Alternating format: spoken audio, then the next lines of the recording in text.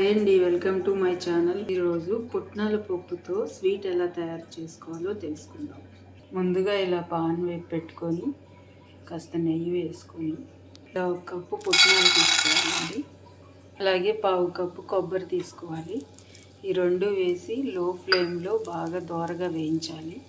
ఇలా కొబ్బరి పచ్చివాసన పోయి ఇలా ఫ్రై అయ్యే వరకు వేయించాలి. ఇప్పుడు ఈ మిశ్రమాన్ని మిక్సీ జార్లో ట్రాన్స్ఫర్ చేసుకొని మెత్తగా పొడి చేసుకోవాలి. ఇలా మిక్సీ జార్లో ట్రాన్స్ఫర్ చేసుకొని ఒక 5 నిమిషాలు ఆరనివ్వాలండి. దాంతోపాటు యాలక్కాయ కూడా వేసుకోండి, మంచి ఫ్లేవర్ వస్తుంది. అలా 5 నిమిషాలు ఆరిన తర్వాత మిక్సీ వేసుకొని మెత్తగా పొడి చేసుకోవాలండి. ఇదిగో ఇలా ఈ కన్సిస్టెన్సీలో పొడి చేసుకోవాలి.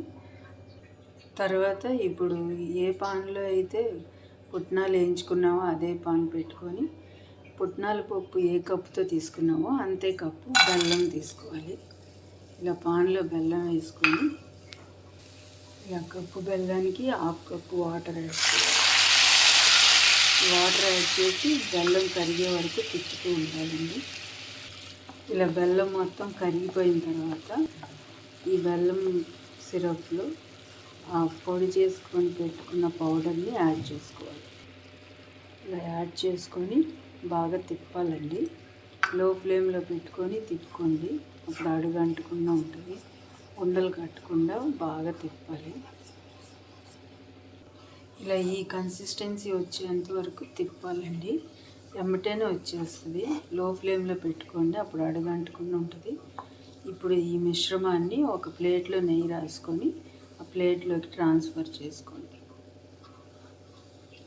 దీంట్లో కాస్త నెయ్యి యాడ్ చేసుకోండి. ఇలా ప్లేట్కి నెయ్యి రాసి ఆ మిశ్రమాన్ని ఈ ప్లేట్లోకి ట్రాన్స్ఫర్ చేసుకోండి. ఇలా సాఫ్ట్గా స్ప్రెడ్ చేసుకోండి. అంతే, ఎంతో టేస్టీగా ఉండే పుట్నాల పప్పు స్వీట్ రెడీ. దీన్ని ఒక 10 నిమిషాలు వదిలేయండి. వదిలేస్తే కట్ చేసుకోవచ్చు పీసులను. 10 నిమిషాల తర్వాత ఇది పూర్తిగా చల్లారిపోయిందండి. ఇలా కట్ చేసుకోవాలి. ఇలా కట్ చేసుకొని ఇదిగోండి ఇలా వస్తాయండి. చూడటానికి చాలా బాగున్నాయి కదా. చూడటానికే కాదు, టేస్ట్గా కూడా చాలా బాగుంటాయండి. అలాగే హెల్దీ కూడా. పుట్నాల పప్పు, వేయించిన శనగపప్పు, బెల్లమే వేసామండి. దీంట్లో ఇంకేమీ లేదు. పిల్లలకి కూడా చాలా హెల్దీ. ఇలా ప్లేట్లో ట్రాన్స్ఫర్ చేసుకొని సర్వ్ చేసుకోవడం. నచ్చితే మీరు కూడా ట్రై చేయండి. ఎలా ఉందో కామెంట్ చేయండి.